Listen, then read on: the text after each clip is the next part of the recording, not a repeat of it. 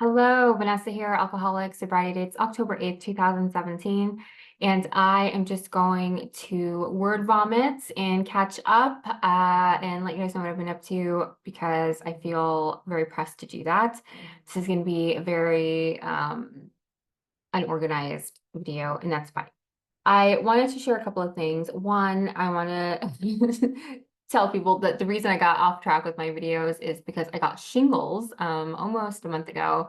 I got really sick. Like I was not doing well.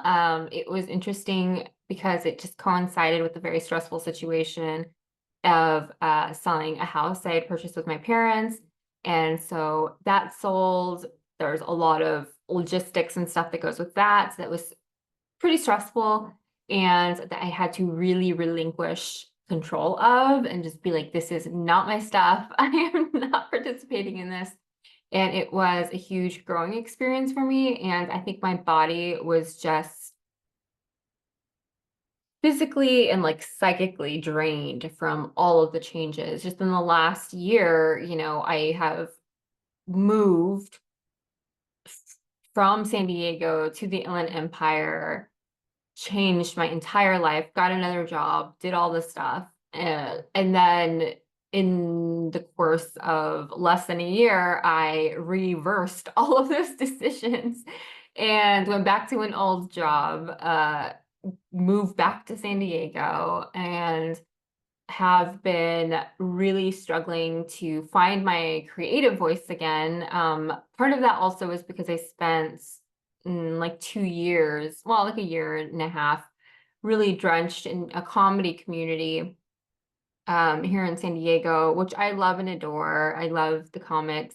But what I found I was doing was I was actually just using any of the gifts that I have to help others, which is ideally what I would love to do. Unfortunately, I just didn't really have a good vision for how I wanted to execute that more effectively. And then I just got burnt out and realized this isn't really the message that I want to help. Like, this is not what I want to be known for. And it's it's sticky for me because comics are apparently very loyal people, and I'm trying to detach maybe unreasonably and irrationally any part of my identity from what I was doing in the comedy community so that I can kind of free myself creatively to embark once again and go back and revert to the type of stuff that I used to post about, which is about recovery and sobriety and spiritual growth. How I started in 2018 when I started this channel. And my blogs that are now gone, that were all focused on that. And I had some of you guys have been with me since then. And I know I don't have a ton of followers, and the number has never been importance to me. It has been the quality of the connections that I have with people. And being able to hear that some of you who have been with me since like video number 1 on this channel are now have multiple years of sobriety, it is like, that is like why I create these videos, like that is those are the kind of people I want to continue being connected to. And I'm so sorry for everybody who I had like, I don't know, 1,200 followers or something at one point on my Instagram like 3 years ago. And I deleted almost everybody. I deleted everybody who I had not talked to in person physically, like in the last 6 months. And it like dwindles down to like 300 people. And I deleted just a lot of people. And so I'm trying to kind of rebuild that type of conversation and kind of make social media and the internet safe place for me again, because what I have found, I think that people always think that when I deactivate my social media and maybe stop posting is I don't know why people think that something's wrong when I do that. The only thing that's really ever wrong when I do that is that I'm typically exhausted. Anytime that I'm engaged in creating anything, I think I am naturally an introvert, and so I have to minimize my social interactions as much as possible. after social interaction, or after I create something, or after I put something out there, because especially the things that I talk about, it could be fairly draining, just emotionally, just whatever, and it doesn't mean that I don't like talking about it. It doesn't mean, it's just, these are pretty heavy topics sometimes, and it can be pretty exhausting. And then you add on to that like real events going on, during that period of like 2022 to 2023, well, 2021 too. I was just losing so many people, and I was really like grappling with codependency. And then, you add all these things on top of each other, and it's just it's draining. And then, I'm looking at an inbox of 40 DMs. I'm never gonna, I just declared DM bankruptcy. I'm not going back and replying to everybody. There's just no way. There's not. No. Okay. And sometimes I will do that on a weekly basis because sometimes I'm not really good at checking DMs or my text messages or the phone calls. And it's just very exhausting. And I mean, I was able to shut off comments on Instagram. I can't do it on Facebook, which is why I don't actually post as much on Facebook. But yeah, I just feel like anytime I post something out there, I just have all these little strings. For better, or worse, to the world. And I am so emotionally invested with people who I have contact with that it's difficult for me to create like a safe space for me and be out there. And I know this, nobody's asking for this, okay? I just feel like I need to say this to somebody besides my mind over and over again. And so I'm trying to overcome that in a lot of ways. And one way that I found was helpful is to do these interviews, because then I have somebody who I'm talking to, and now I kind of feel like psychically that energy is like dispersed amongst two. And I've loved the interviews that I've done so far. I have some that I still need to finish editing and uploading. And that like interviewing people is just like so much fun. I just love having conversations with people about their experience and getting really curious about their journey, right? However, then in addition to that, it just takes the additional editing eye and thing. And I used to have a lot more energy for that, and I just feel like I'm losing some of my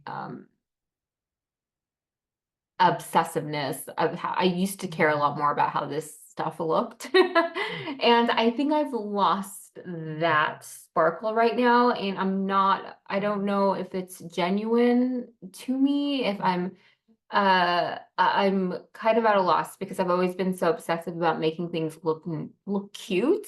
And it's just not really a motivating factor in anything that I create anymore. And I don't really think that my message or what I'm trying to share suffers from it too much. But I've always been in the mindset that if you make something look good, you tend to attract more people, which is good for the overall message. And so I'm just trying to balance that in some way, shape, or form. I don't know. So there's that. Additionally, I have been delving more into, by the way, I don't know if I said or not, but I did get shingles. I had shingles, aren't really sick. I was literally just like laid out for 2 weeks. I was just, I was surprised by how much it just wiped me out. But because I had so much other stuff going on at the time too, just like in the actual physical world, that I just,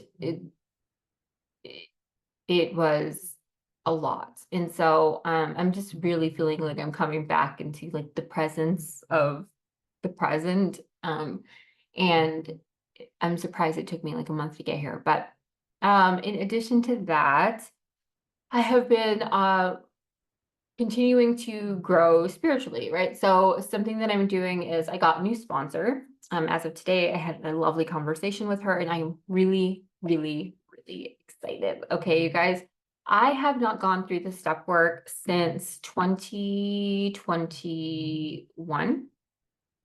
And I believe that like I have not taken steps. And what I mean by that is that like I haven't gone through and considered, am I an addict and alcoholic? I haven't had an experience like that. I have an experience every time I take somebody else through the work, because when I work with women, I am going through the steps with them, and I usually have 3 sponsees at a time. And I've maintained that since 2018, except for when I took a year off between 2022 and 2023. So I have sponsored, I think the last time I checked was about 21 women, which is really awesome. I feel really good about that. And that's 21 times that I've gone through the steps. And not all of them have finished, actually. So some of that, it's just steps 1 through 4 is usually when I lose people. And then for the people, but I have, for the people who have gone all the way, I go through all 12 steps. But I have been really looking to have an experience with the steps again myself. And the reason I did take that break, in addition to all those people dying and kind of being at odds with what Big Book Awakening meant to me, what the 12 steps meant to me, what Alcoholics Anonymous meant to me, I had just done the steps compulsively, obsessively from 2017 to 2021. So again, through a sponsor, through workshops, through leading workshops, through, it was just continuous. And then when I finally was looking for another sponsor, when a kind of like the matriarch of the AA community, or the BBA community here in San Diego, was like, I think you need to take a break, actually. I was like, oh, okay. So that has led me to not having gone through the work for a while and having my own experience. And but I do, 4th steps 4 through 9 or something, that I practice as much as possible. So, but I haven't had either a sponsor to really report to, because I began to have some issues with the spiritual changes that my sponsor was going through. She kind of joined a church that was notorious for really extreme views that are not conducive to how I believe that the Christian faith and what is about, which is loving God and loving your neighbor.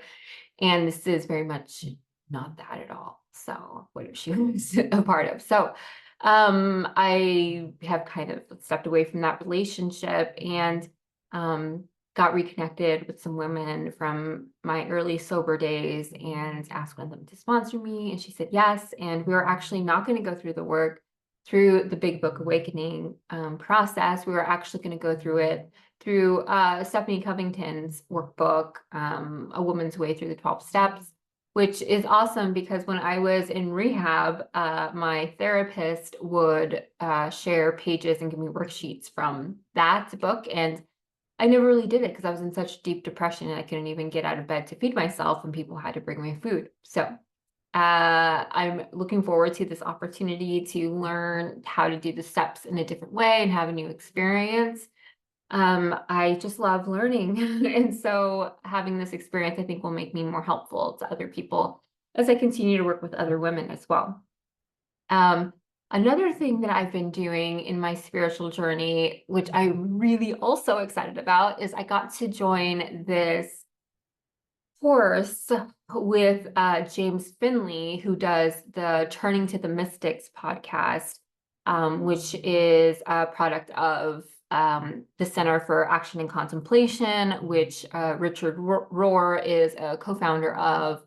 And I couldn't afford the course because it's like, I couldn't afford the course. And so that was a bummer. And then I saw that there was an opportunity for a scholarship, and I like never apply for like financial aid scholarship kind of things. Like I just don't do that. Mostly because of something that I'll share with you shortly, possibly. But so I applied, I sent the application in, and I got approved, and I was just so grateful. I was like, thank you, God. And now I'm going through, it's an online based course, but he does like monthly live calls, and he's just I get put into like a meditative like trance, just hearing him. Like I like think if you want to know what my meditation process feels like, I recommend that you go check out my last blog on 𝒂𝒂𝒊𝒃𝒆.com, and it will I think the title of it is "The Truth is Stranger Than My Own Worst Dreams," which is a song lyric, but as most of my titles are, by the way, if you guys didn't know that. So the thing there is that I have been listening to that podcast, and I'm very much into Christian mysticism. And everything that he's saying is just like, whoa, like mind blown. And I'm like, and there's so much of it that's just like resonating. Like, I don't know how to explain it, besides to say that like my body is registering what I'm hearing and being like, yes, that's true. That's truth. All of that is truth. Like I knew it, like there's something that's just clicking into place as I'm like hearing him talk about like this experience that we can have as Christians and as we get into this meditative flow. And also it's very much coming back to my 12-step experience that I've had through the Big Book Awakening, because even though he was dead when I got to BBA, Mark Houston, I still consider him a mentor of mine because I heard all of his teachings, all of his speaker tapes, and the people who I got sober around were typically mentored by him. So it's something that he would always like talk about is steps 10 and 11, and 11 being that meditation practice. And it can get kind of like hokey and like people are like, oh, you're depressed, just meditate. And people want to brush that off as if that isn't a genuine and solid suggestion. Like it is scientifically proven to help you. Yes, if you're in chaos and you're about to hurt yourself, go get hospitalization, get medication, do what you need to do. For long-term health and like benefits of being able to kind of like detach yourself from the external world, there has to be an inner peace, an inner solace that you're able to tap into that already exists within you. All you need to do is, like Mark Houston says, all you have to do is wake up to that part. And, this concept of like, you have to be out of your mind to know God. This concept of we need to like, not even like escape our thoughts, but really integrate our thoughts into a truer version of ourselves, which is our identity so based in something greater and lovelier than what we're experiencing at any given time in this physical earth, that we need to be reminded of, and we can only begin to fathom touching when we are sitting in this meditative and contemplative practice of meditation. And so that is what the course is. It's mystical sobriety, and the basis of that being something that I have been, again, knowing to like the core of my being, which is that, the process of becoming sober is not just that we are removing drugs and alcohol from our bodies. It is not just the act of stopping a behavior or a pattern that is harmful. It is that we are learning to, readjust we are beginning to turn on a new axis, basically, right? We are beginning to behave and model our lives on a new basis.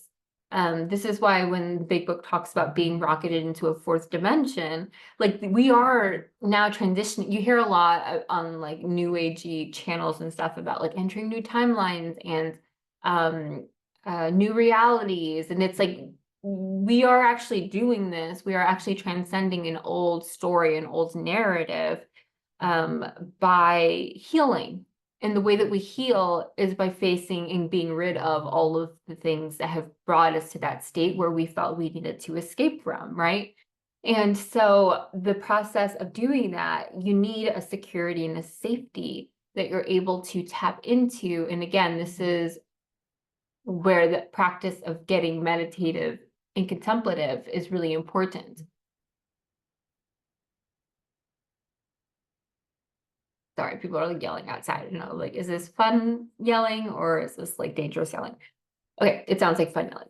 I don't know what's happening to my hair. I don't know what's happening to my face. You guys, I maybe should have looked in the mirror before I sat down in front of a computer. Okay, what is happening here? I don't know. I don't know. I don't know. But I am really happy with my hair growing back because it was pretty bad when it was all falling out because I was stressed out. Okay.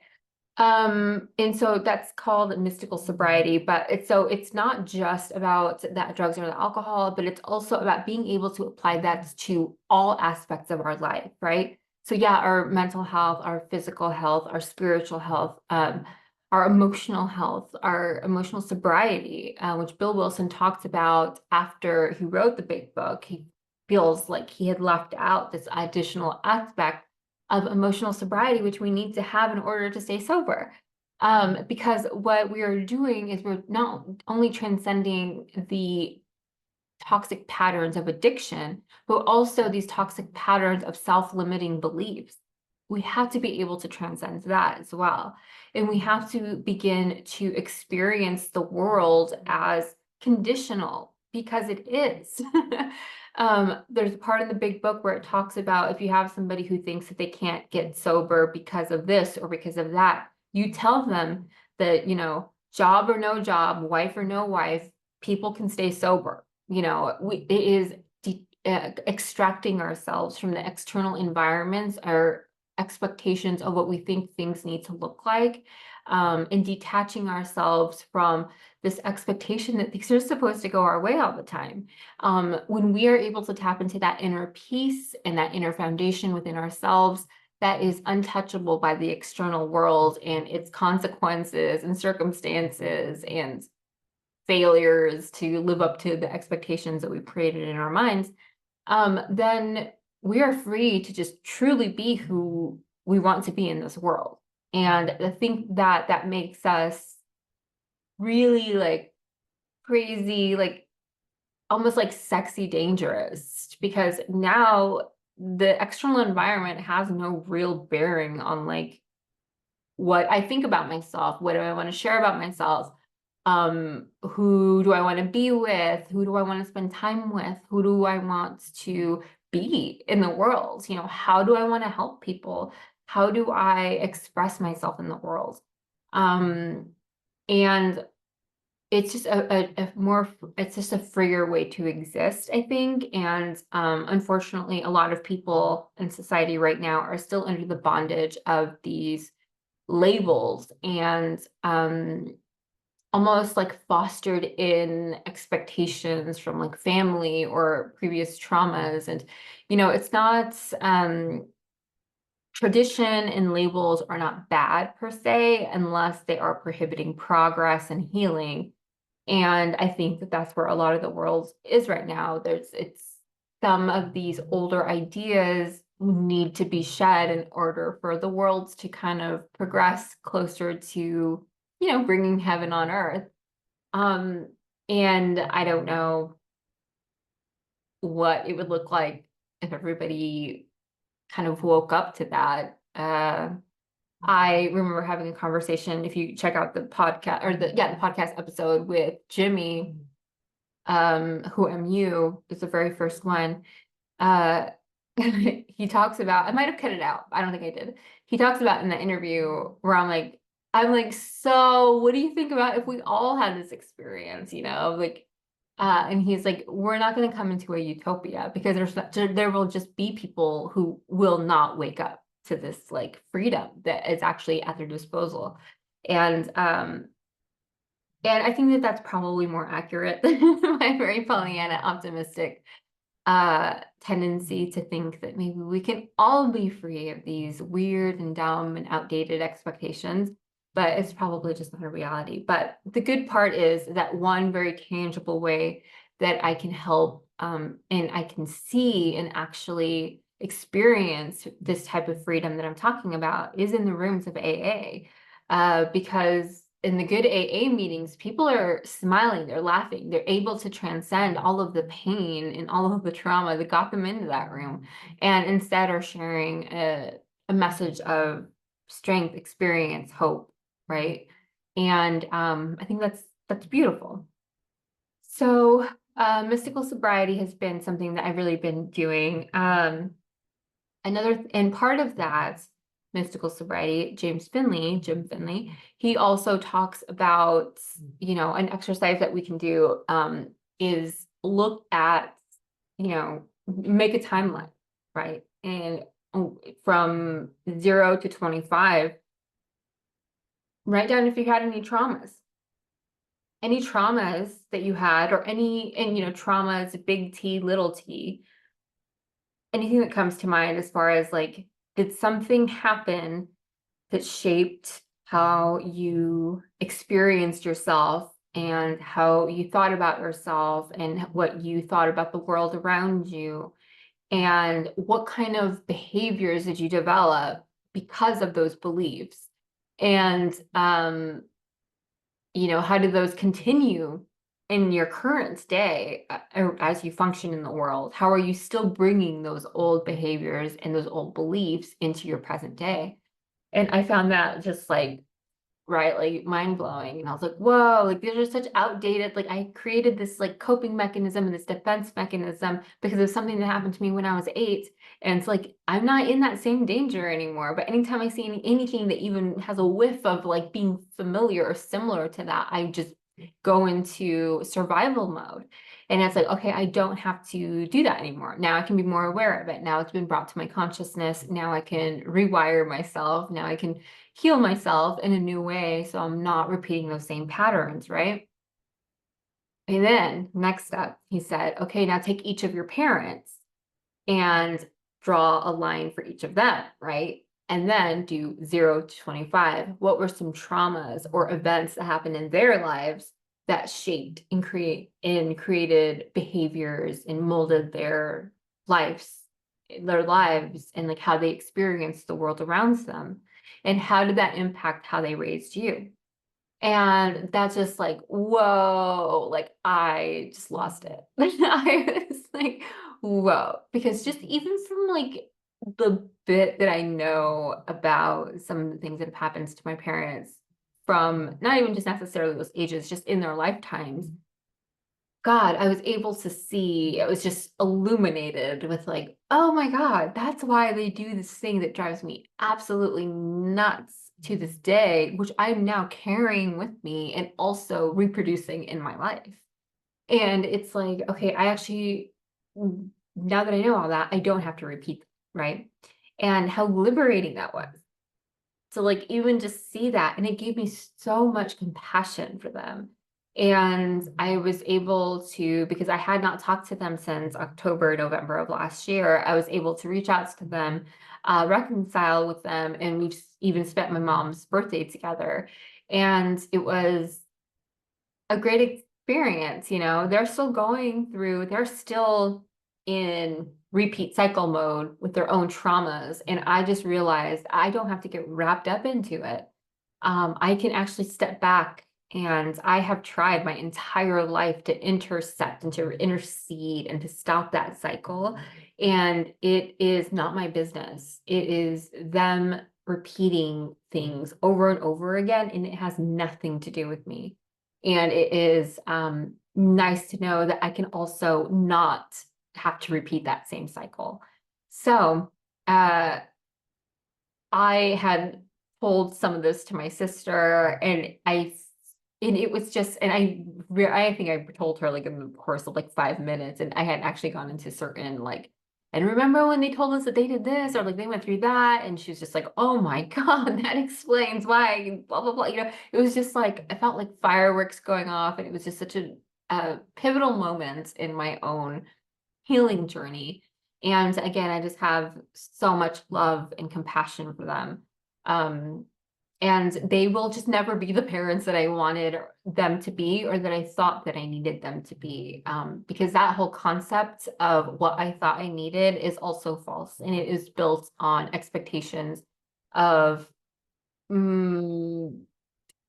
thinking that anything different would have produced any different results. You know, like everybody has their stuff. There's not one person walking around right now who is in some way, shape, or form molded by the generations before them and are carrying on their habits and their traits, whether they are doing it, whether they are repeating the same cycle or they are reversing and countering that cycle. There is just something related to that we're all doing.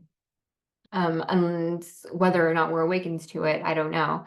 But yeah, so that has just been an entirely, I feel like that realization recently has just completely, and I think maybe in the future, when things are a little bit more stabilized, I might go more into the details of some of the cycles that I've realized I'm really desperately trying to, well, that I was previously desperately trying to break out of, but didn't have a clear enough awareness of. Whereas now I'm like, oh, okay, now I see that and I can feel like myself easing out of them and not having to fight so hard. So there is that. And just something that I did want to share was, well, I wanted to, but I don't have I don't know where it is. I usually journal after my, I think it's over there and I don't want to get up actually. So it's actually after my meditations in the morning, I will journal a little bit. Or if I have dreams, I will just write them down really quick. And the other day, actually one of the first days that I meditated,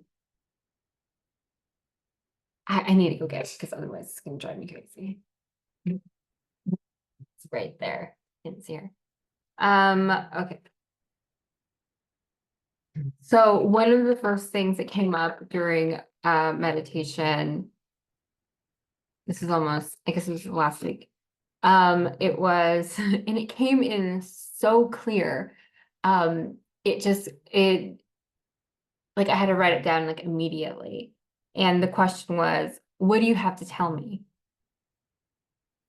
And like it rang so clear in his voice. But it was so funny is that I don't know if what do you have to tell me is God asking me, what do I have to tell God? Or if it was me asking God, what do you have to tell me? Like it's almost like that Spider-Man like meme where it's like, are we pointing? Because the voice was so like, and I know it sounds psychotic, but trust me, once you're in the practice of this, you will know what I mean. It was just very like, is it you or is it me? Like, who said that? Where'd that come from? And who has what to tell who? Like, I want to know. Um, so I have been in contemplation about that question, and I'm open to both being on the receiving end of whatever needs to be told to me and also to maybe having something to say. So anyway, that's all I really have for right now. I would love to hear how you're doing. If you're sober, I want to know how many days you have. And if you're not, just leave me like a disco ball emoji, I guess. And I think that's it. I really miss posting, even though it's only been like, well, it's going on 3 weeks, I think, right? So yeah, I love you guys. I miss you. If you have any suggestions for future videos, please do let me know. I have 2 other pending videos that I need to get up here pretty soon and more interviews to edit and record. So, okay, I love you. Bye.